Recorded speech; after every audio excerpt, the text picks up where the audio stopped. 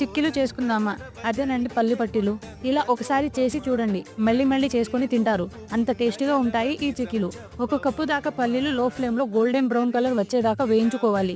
ఇది కొంచెం time taking process కాబట్టి ఓపికతో పల్లీలు ఇలా వేయించుకోవాలి. పల్లీలు చల్లారాక పొట్టు తీసి ఇలా పలగొట్టి పక్కన పెట్టుకోవాలి. ఒక ప్లేట్‌కి నెయ్యి రాసి పక్కన పెట్టుకోండి.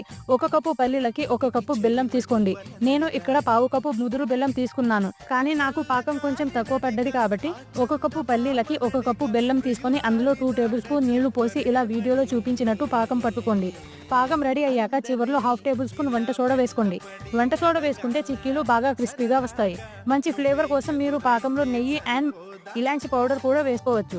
ఇప్పుడు ఈ పాకంలో పల్లీలు కలుపుకొని ప్లేట్లో వేసుకొని కట్ చేసుకోవాలి.